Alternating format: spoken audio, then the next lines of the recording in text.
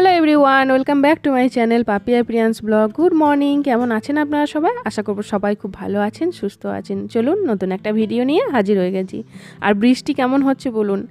আজকে সারা দিন আর কালকে রাত্রি থেকে শুরু হয়েছে কি হারে যে বৃষ্টি, প্রচণ্ড বৃষ্টি, মুষলধারে বৃষ্টি চলছে। বাড়ির সামনে তো পুরো একদম জল দাঁড়িয়ে গেছে, পুরো চারিদিক একদম শুধু জল আর জল। তো আপনাদের ওদিকেও কেমন বৃষ্টি হচ্ছে অবশ্যই কমেন্টে জানাবেন। চলুন পুজোর ব্যবস্থাটা করে নিলাম। এখানে ধূপ দ্বীপ জ্বালিয়ে নিয়েছি, তারপর এবার পুজোয় বসবো। আর দেখুন নতুন বালতিটা ব্যবহার করতেও কিন্তু শুরু করেছি। এই প্রত্যেক দিন পুজোতে ব্যবহার করব করে এই বালতিটা নেওয়া হয়েছে, যে মানে প্রত্যেক দিন পুজোর কাজে ব্যবহার করব করেই বালতিটা নিয়েছি। এই গোপালদের স্নানের জল, ভোগের জল, যতটুকু জল লাগে, শঙ্খ ধোয়া জল, সেইটা সবটা যেন এই বালতির জলে হয়ে যায়, সেই জন্য ছোট্ট মতো একটা বালতি নিয়েছিলাম। আর গোপালদেরকে এবার স্নান করাবো। বিছানাটা ঝেড়ে নিলাম, তারপর দোলনাটাও নিজের জায়গায় রেখে দিলাম। এখানে গুবলু ও লাড্ডুর বিছানাটাও ঝেড়ে নেবো। এর মধ্যে একটা কমেন্ট হচ্ছে অনুতোষ ঘোষ, ও দিদি ভাই তুমি ঝুলন নিয়ে একটা ভিডিও বানাও, কারণ সেই বুঝে জোগাড় করব। অবশ্যই বানাবো, একটু সময় দাও আমাকে, আমি তুমি বলেই বলছি, একটু সময় দাও, আমি অবশ্যই বানাবো। আমার যে ভিডিওগুলো শ্যুট হয়ে আছে সেইগুলো মাঝে মধ্যে একটা করে আমি পোস্ট করছি, আর বাকি নতুন নতুন ভিডিও যেটা যেদিন হয়তো আমি শ্যুট করছি সেটাকে এডিট করে আমি পোস্ট করছি। তো সেই জন্য একটু আমাকে সময় দাও, আমি বানাবো। ঝুলন আসার আগেই আমি ঠিক আমি ভিডিও বানিয়ে পোস্ট করে দেবো। আর একটা কমেন্ট হচ্ছে, তোমার সব গোপালই সুন্দর, আজ গোপুকে একটু বেশি সুন্দর লাগছে, কি ভীষণ ভালো লাগছে। আর তুমি এমনভাবে নীলকণ্ঠ ফুলগুলো রেখেছো, মনে হচ্ছে নীলকণ্ঠ ফুল দিয়ে ড্রেসটা তৈরি। মানে আগের ভিডিওটা যেটা শেয়ার করেছি উনি লিখেছেন, মানে আমি নীলকণ্ঠ ফুলটা ওই সাদা কালারের একটা জামা পরিয়েছিলাম গোপালকে, তো সেটার উপরে সাজিয়ে দিয়েছিলাম, সেই জন্য উনি লিখেছেন। আর অনেক দিন পর ভাবলাম আজকে ময়ূরের পাখাগুলো দিয়ে একটু সাজিয়ে দিই গোপালদের পিছন দিকটা।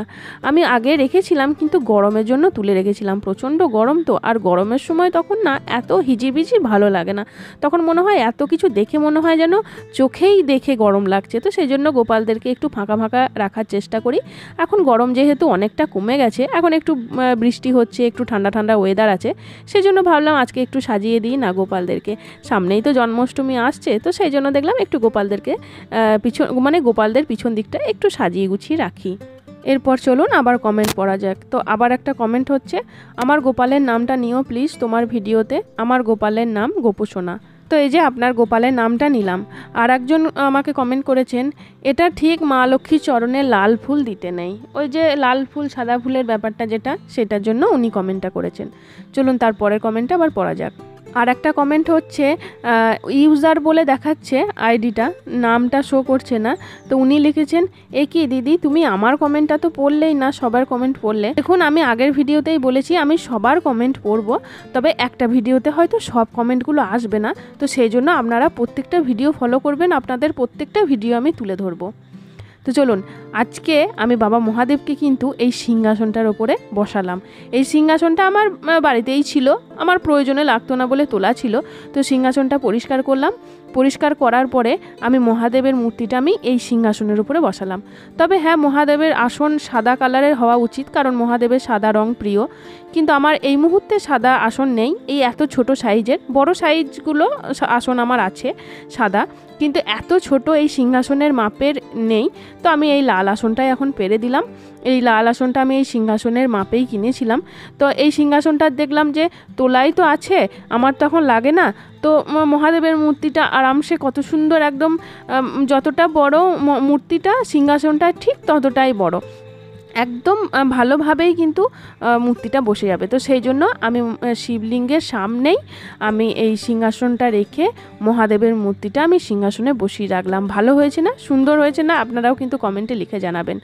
আর এইভাবে পুজো দিলাম। প্রথম দিন যেদিন আমি মহাদেবের মূর্তিটা পুজো দিলাম, সেদিন আমি বাবা লোকনাথের পাশেই রেখেছিলাম, আজকে আমি সিংহাসনের মধ্যে বসিয়ে রাখলাম।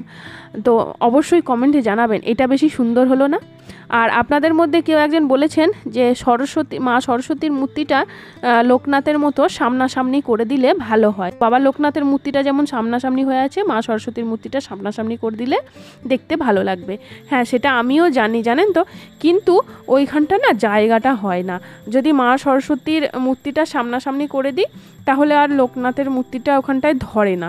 হ্যাঁ, হয়তো রাধাকৃষ্ণ জলচৌকিটা যদি আমি ছোট জলচৌকির মধ্যে রাখি তাহলে হয়তো ধরবে, কিন্তু যেহেতু বড় জলচৌকি যে রাখি রাধাকৃষ্ণের মূর্তিটা, তো সেই জন্য ওই জায়গাটা আর হয় না। তো সেই কারণেই আমার সরস্বতীর মূর্তিটা ওইভাবে ঘোরানো আছে। তো চলুন তাহলে, আজকের মতো পুজোও হয়ে গেছে, আর এই পর্যন্তই রাখি ভিডিওটা। কেমন লাগলো অবশ্যই বলবেন। যদি কিছু ভালো লেগে থাকে তাহলে প্লিজ লাইক কমেন্ট শেয়ার করতে ভুলবেন না, চ্যানেলটা অবশ্যই সাবস্ক্রাইব করবেন। আর আজকে আমার মহাদেবের সিংহাসনটায় বসিয়ে মহাদেবকে কেমন লাগছে সেটাও অবশ্যই কমেন্টে লিখে জানাবেন। আর গোপালদের পিছনে ময়ূরের পাখাগুলো রেখে গোপালদেরকে কেমন লাগছে সেটাও অবশ্যই কমেন্টে জানাবেন। চলুন আজকের মতো আসি, আবার দেখা হচ্ছে পরের ভিডিওতে। ততক্ষণের জন্য সবাই সুস্থ থাকবেন, ভালো থাকবেন, টাটা।